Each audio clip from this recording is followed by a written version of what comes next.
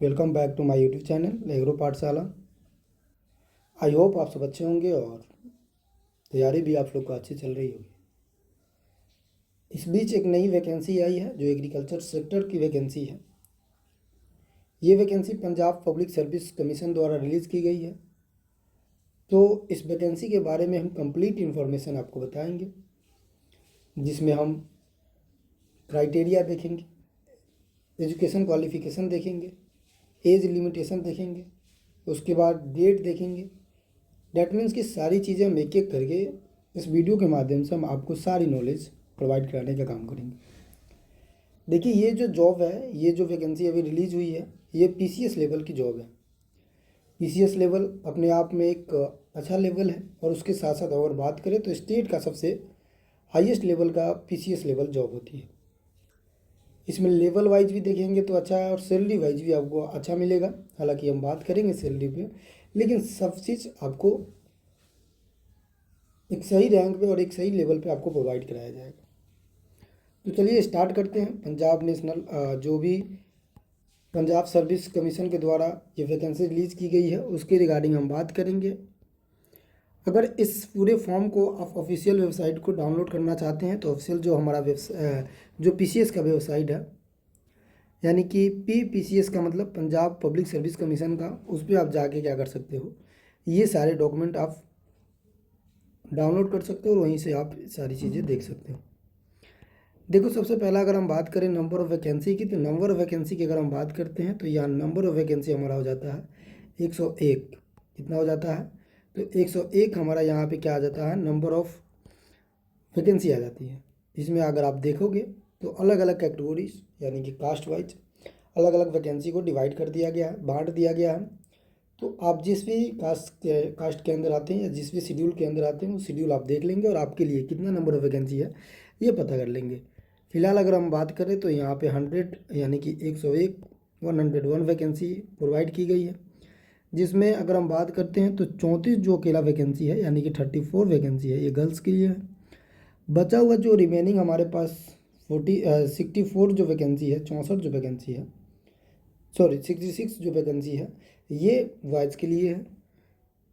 अब आगे का क्राइटेरिया की अगर हम बात करें तो आगे क्राइटेरिया आप देखोगे तो इनिशियल जो पेमेंट है, इनिशियल दैट मीन्स कि जिस टाइम आप ज्वाइनिंग लेते हो उस ज्वाइनिंग के समय अगर पेमेंट की हम बात करें तो उसे हम इनिशियल पेमेंट कहते हैं। उस समय आपको 44,900 यानी कि 45,000 प्रोवाइड कराया जाएगा पर मंथ। लेवल के वहीं पे हम बात करते हैं तो 7th लेवल की जॉब है, डैट मीन्स कि अपने आप में एक अच्छा खासा वेटेज रखती है।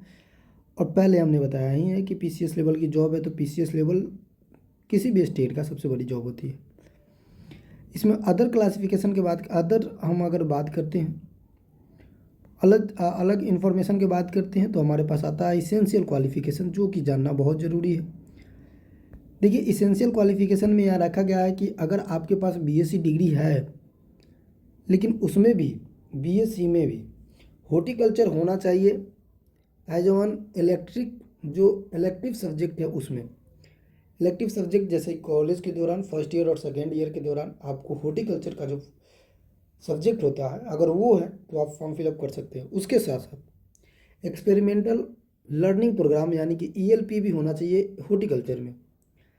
अगर सीधे शब्दों में बोलो तो इन्होंने ये डिमांड किया है कि आपके पास हॉर्टिकल्चर प्योरली होनी चाहिए, यानी कि ये हॉर्टिकल्चर के लिए ज़्यादातर स्टूडेंट को क्या कर रहे हैं, प्रिफेयर कर रहे हैं। और उसमें कह रहा है कि अगर बीएससी हॉर्टिकल्चर भी है, जो कोर बीएससी हॉर्टिकल्चर अगर श्योरली है तो आप इस फॉर्म को फिलअप कर सकते हैं, लेकिन साथ में आपके पास एमएससी हॉर्टिकल्चर होना चाहिए किसी रिकॉग्नाइज्ड यूनिवर्सिटी से।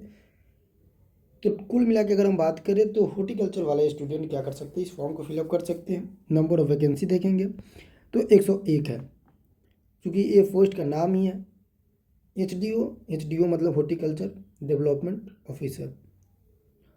तो बीएससी एग्रीकल्चर होना चाहिए, लेकिन उसमें भी आप इलेक्टिव सब्जेक्ट और उसके साथ साथ एक्सपेरिमेंटल लर्निंग प्रोग्राम के साथ हॉर्टिकल्चर सब्जेक्ट अगर है तो आप भर सकते हैं, देन आप इस फॉर्म को फिलअप नहीं कर सकते।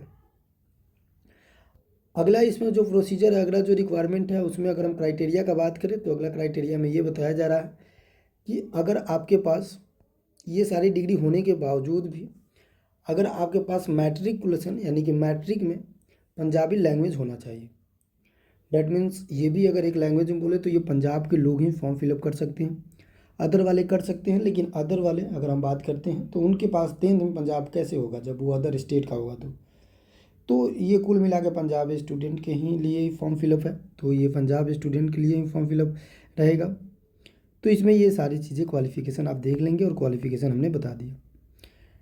अगर हम बात करते हैं डेट का, तो डेट यहाँ पे अगर आप देखोगे तो डेट यहाँ पे इम्पोर्टेंट डेट है, 14/11/2025 तक आपका फिक्स डेट हो जाएगा। 14/11/2025 तक आपका क्या रहेगा, लास्ट डेट रहेगा। तो ये चीज़ें आप याद रखेंगे। एज क्राइटेरिया की अगर हम बात करें तो एज क्राइटेरिया यहाँ पे ये शो अप कर रहा है कि आपके पास मिनिमम एज कितना होना चाहिए, 18 साल होना चाहिए, और मैक्सिमम एज क्राइटेरिया का बात करें तो 37 वर्ष होना चाहिए। 1/1/2025 तक आपको 37 वर्ष हो जाना चाहिए, तभी जाके आप फॉर्म फिलअप कर सकते हैं। अगर 18 से नीचे हैं या 37 से ऊपर है तो आप इस फॉर्म को फिलअप नहीं कर सकते। इसमें जो अपर एज लिमिट रिलैक्सेशन जो मिला हुआ है ये 45 साल तक है अगर आप पंजाब गवर्नमेंट में कोई एम्प्लॉय है तो। अदरवाइज आपका पंजाब गवर्नमेंट में कोई एम्प्लॉयमेंट नहीं है या कोई कहीं जॉब नहीं कर रहा है फैमिली मेम्बर में, तो आप इस फॉर्म को फिलअप करने के लिए जो आपके पास क्राइटेरिया रहेगा वो 18 से लेकर 37 वर्ष तक रहेगा। इतना ही के बीच में आपको फॉर्म फिलअप करना ही होगा। वहीं बैकवर्ड क्लास ऑफ पंजाब यानी कि पीसीबी की अगर हम बात करें, अगर आप बीसी से आते हैं, पंजाब के बीसी है, तो आपके लिए 42 साल यहाँ पे एज रिलैक्सेशन दिया जाएगा। तो ये हमारा एज रिलैक्सेशन रहा। और एज रिलैक्सेशन के बाद अगर हम आगे बात करें तो यहाँ पे आ जाता है कि जो प्रोसीड है, किसका प्रोसीड, तो सिलेक्शन का, उसके बारे में यानी कि पैटर्न के बारे में हम बात कर लेते हैं कि पैटर्न क्या होने वाला है इस एग्जामिनेशन का। पैटर्न में तो सबसे पहले आपको ये पता होना चाहिए कि नंबर ऑफ पोस्ट 101 है। इसमें आपको 3 स्टेप से होकर गुजरनी पड़ेगी। पहला स्टेप की अगर बात करें तो रिटेन जो कॉम्पिटिटिव एग्ज़ाम है इसको देना पड़ेगा, जो 120 नंबर का होगा, और एक क्वेश्चन जो होगा वो 4 नंबर का होगा। तो इस तरह से मिलाकर आपके पास 480 नंबर हो जाएगा। इंटरव्यू की अगर हम बात करें तो ये 60 नंबर का होगा। और टोटल मार्क्स का अगर देखते हैं, टोटल नंबर ऑफ देखते हैं तो यहाँ पे 540 हो जाएगा।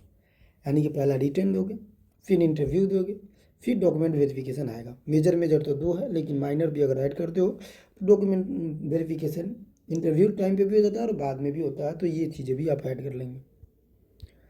उसके बाद आगे की अगर हम बात करें, और यहाँ पे लिखा भी हुआ है कि जो रिटेन एग्ज़ाम कॉम्पिटिटिव है वो भी शेड्यूल बहुत जल्दी बता दिया जाएगा। ये चीज़ें याद रखेंगे।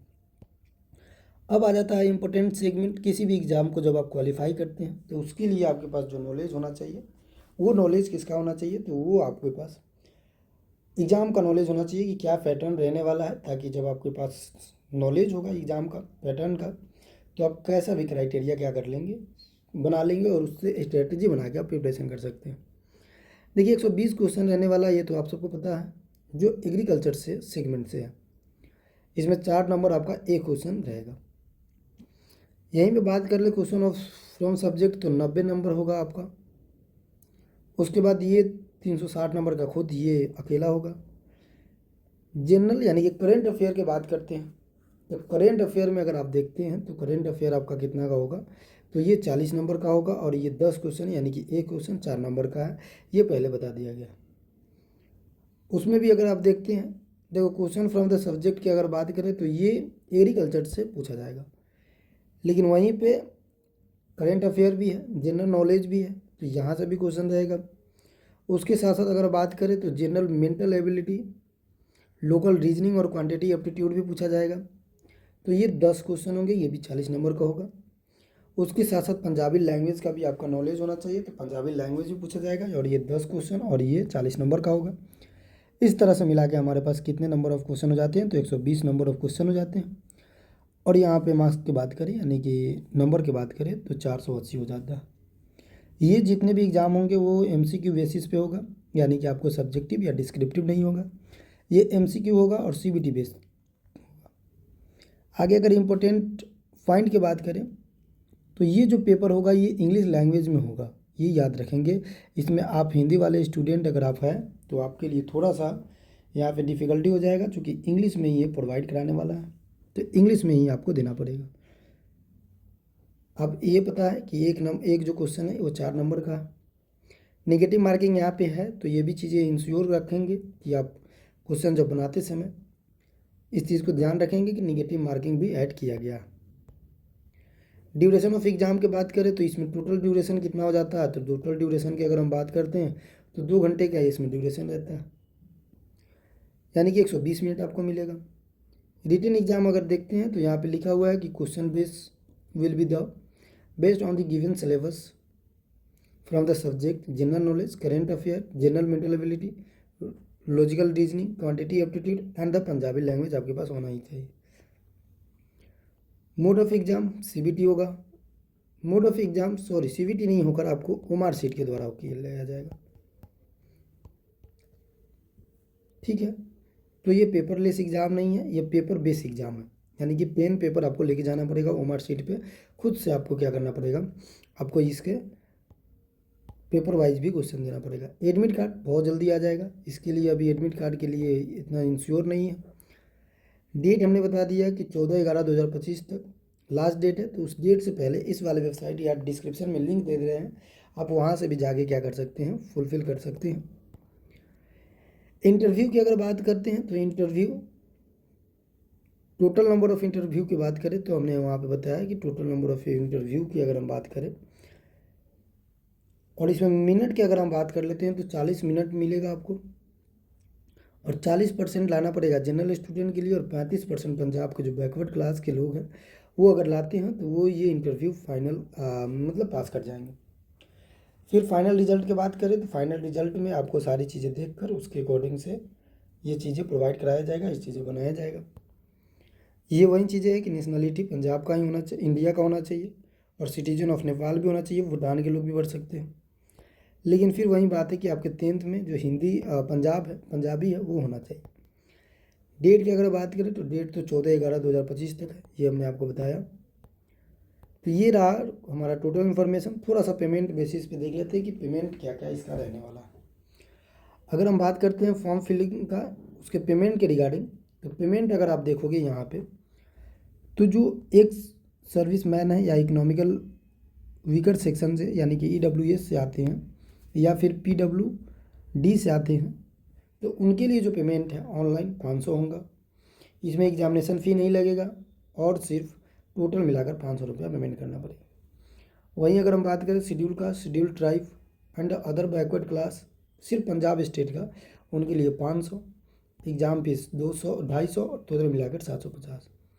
लेकिन अब अगर अदर स्टेट के स्टूडेंट अगर इसमें फॉर्म फिलअप करते हैं, पहले तो क्राइटेरिया फुलफिल होना चाहिए, ये ध्यान रखेंगे अदर स्टेट वाले।